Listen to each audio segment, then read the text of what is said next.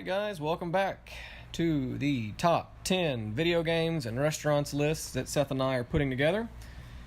We're not going to waste your time here. We're going to jump on into my number 3. We're getting up there finally. And I had to think on these a little bit. The top 3 were especially difficult to place for both of us. Truthfully, the whole top 10 was. But, that's true. Yeah. But I had to make sure at least my top 5 were in the right order. Yeah.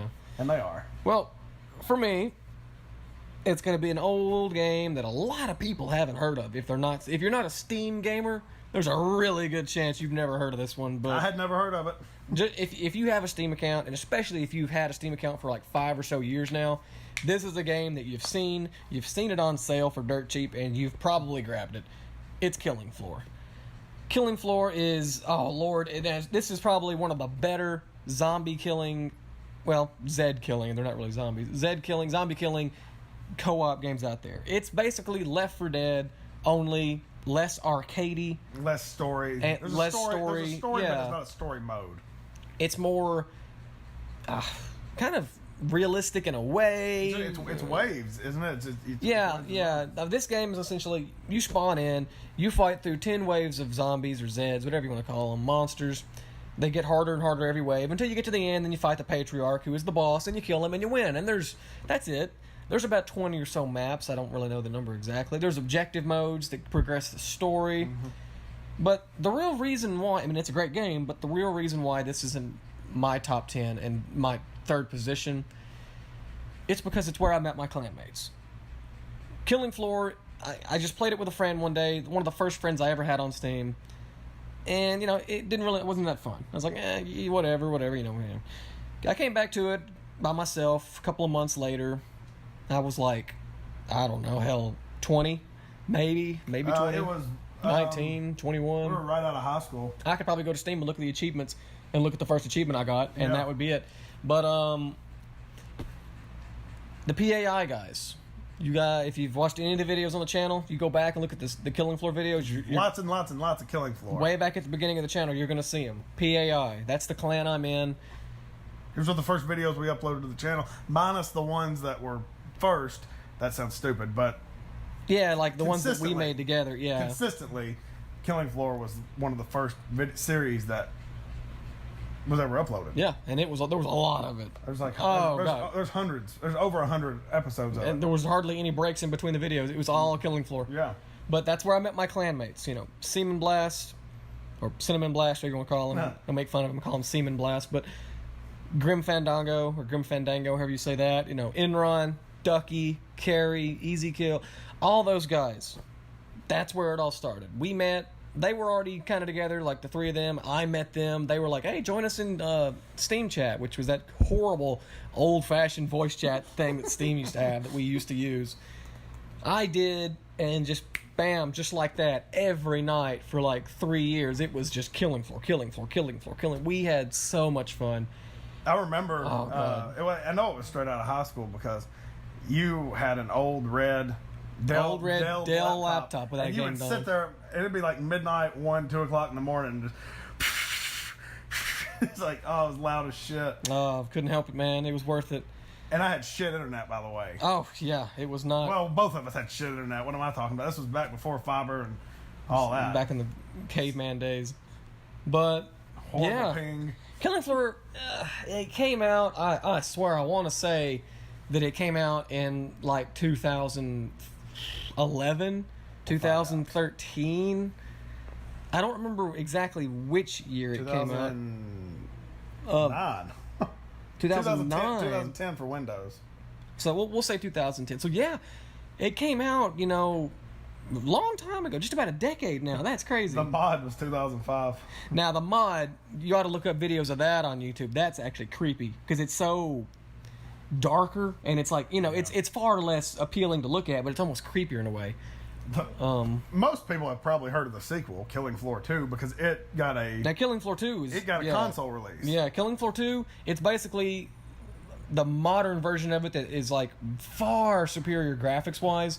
Arguably the same in, ratings. We have videos of that on There's the channel. quite a bit of Killing Floor 2 on the channel. Not nearly as much as the first one. Oh God, not even close. I mean, hell, even right now as we record this video, just about every week for at least 2 nights a week, we still get together and play. Yeah. And I'm still recording videos too. So I have one cameo and one Killing Floor video. yeah, that's true. That's probably the first. I think it's Waterworks 4. That's probably the first game you ever played on Steam. Yeah, it was. With us. It was. Just throwing you into hell on earth, just like that, making you suffer. Oh man, but yeah, that'll be my number 3, definitely, without a doubt, number 3 on the list, Killing Floor. All right, now my number 3 was hard for me to choose. I knew what series I wanted, but it was between 2 games. Ultimately, I decided on Tekken 5. It was between Tekken 5 and Tekken 3, and I had to go with Tekken 5 because of how many hours I put in it when I put the hours into it. It came out when I was like in maybe 5th grade. I might have even been in middle school. I'm not sure. But, so, you know, you have, I don't know, it's one of probably the most popular fighting games ever released. I think it tops Street Fighter. And it's a Japanese arcade game. That's what it was. When it first came out, the first 2 looked like, well, you look back at them, they look like shit, but they're really innovative for the time. It was the first 3D fighting game. Yeah. And then Tekken 3 comes out. Oh, it was so fun. It moved so much better. The game was amazing. Tekken 4 comes out.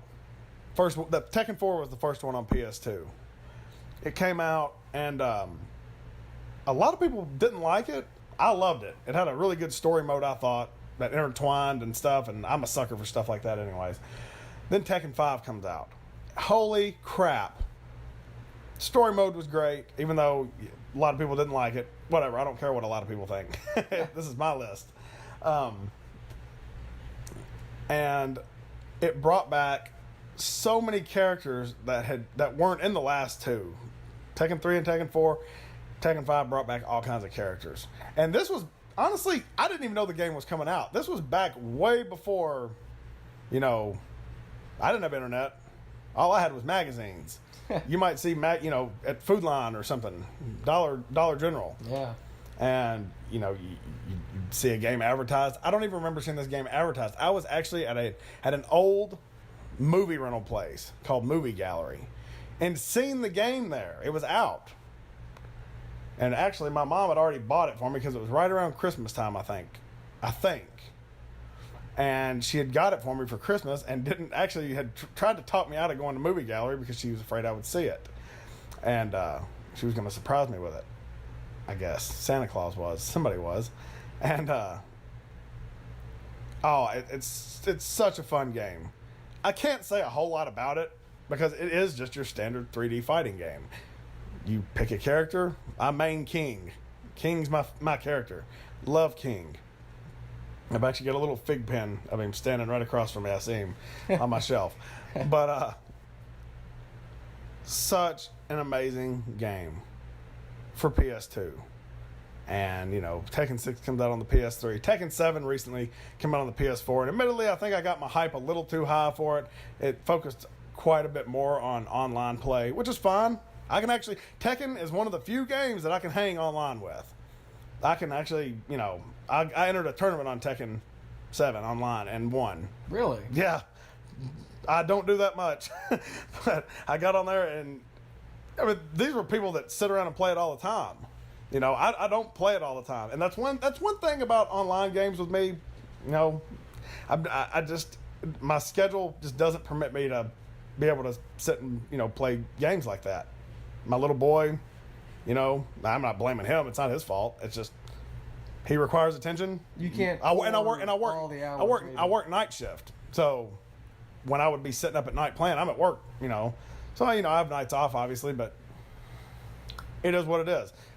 It's one of the few games that I can hop online and actually do really good. Not really good, probably. I'd probably get squashed if I entered like some Tekken World Grand Prix like they advertise, you know, or, you know, Evo or whatever it is, these tournaments. I would get squashed. I'm not that good, but I'm good enough to hang online with, you know, top tier people that play. Anyways, I veered way off from Tekken 5, but we're still talking about Tekken. Tekken 5 is my favorite one. Like I said, it's just hard to talk about because it's like I said, it's just a fighting game. But out of all the Tekken games, Tekken 5 is definitely my favorite. All right, and delving into our number 3 position on the restaurants list, we decided on a pretty decently known franchise, I guess, huh? Yeah. Steak and Shake. Now, we had Freddy's on this list I was just about to say, earlier on we had Freddy's. Freddy's was like, what, 8 or something? Yeah, 7? similar type of restaurant. Steak and Shake is probably more of a nostalgia number 3. I know that sounds stupid, but that's... Well, Freddy's is definitely more Midwest, by the way, too. I think Steak and Shake may be more just all over. Yeah, I think Steak and Shake's everywhere. We can pull it up real quick. Look while we talk. But we used to... Oh, God, we went here all the time. It was almost every night. 2 or 3 nights a week, anyway. It was their fault for being open 24 hours. It was their fault. We got tired of Waffle House. What, there was only how many places in Bowling Green that were open 24/7? Waffle House, White Castle, and Steak and Shake. Pretty much it. That was it. Them were the only 3. They still are. There's only 3 restaurants open all night. So, Waffle House is good, but everybody knows what Waffle House is, and it gets old. Not shitting on Waffle House, but I don't actually know if we had discovered White Castle was open 24 hours at the time. we may not have. I don't think we had at the time. Steak and Shake. That's where Steak and Shake comes in. It's like, yeah, sure, let's drive. It was a little bit further down, but at midnight, 1 o'clock, there's nobody on the road. So, dude, sometimes it was later than midnight or 1 o'clock. God. I think the latest we ever went was probably like 4 a.m. 4 a.m. and that was... We'd show up to Steak and Shake at 4 a.m. to get a damn Frisco melt and some fries. So good. So that's actually the only thing I've ever got from Steak and Shake. Now, I've gotten a couple bit. of the burgers a few times. You mixed it up a little bit. If you're going to go to Steak and Shake, take our word for it. Get a Frisco melt. And a plate of fries. Their fries are amazing. And if you have room, get a milkshake. Obviously, shake is in Steak and Shake. It's in the name. Now, strawberry banana, that's my cup of tea. Love it. But they screwed up and gave me a chocolate banana one time. Highly recommend it. But I know what you're going to say. This was supposed to be seasonal. And they ended up keeping it a lot longer. Haven't brought it back yet, as far as I know. I don't think it's been brought back, but it was a red velvet milkshake. It was around February, obviously. Valentine's Day, whatever. Yep, they had red velvet cake milkshakes. And I don't even like red velvet cake. Chunks of red velvet cake in the milkshake. They blended it in. Oh my God, it was amazing. It is the best milkshake I think I've ever had in my life. Yeah, it was, and it's a shame that they, I know we went there one day, several years later. I say several years, probably 2 or 3 years later, and they said, "Oh, well, that's a seasonal item." Oh, that sucks because it wasn't a seasonal item when we first started getting it. The red velvet milkshake. I can't say enough good things about it. You've got to keep in mind, we've probably been going there to eat longer than the people have actually worked there. Truthfully, the whole crew's probably been that's swapped true. out since That's we started going there. And we had a cool ass waiter. That's always. true. Yeah, another part of the experience we love. We had a waiter who was strung out on whatever the hell. His name was John. His name was John, and he was cool as shit. We'd come in, and he'd be like, "Hey guys, what the hell we have?" And the usual, "All right, take a seat anywhere you want," and then would get us 2 Frisco melts, a large fry, and a drink, and then ring up the... And a lot of times wouldn't charge us. He wouldn't charge us for drinks or something. Or not charge us for milkshakes. Or charge us for a small fry and give us a large. I'd be worried about getting him in trouble for saying this if I knew he wasn't in jail somewhere already. Yeah. We went back several years later. Like, hey, John still work here? I was like, oh, he got busted for methamphetamine. And I was like, oh. That explains a lot, actually. That explains the hyper... It's weird, though. The service was flawless. Service was flawless. I can't say... I'm not even talking shit on the guy. No. Phenomenal. Yeah, phenomenal maybe dude. we ought to give all the waiters in the world meth. That'd be better service everywhere we go.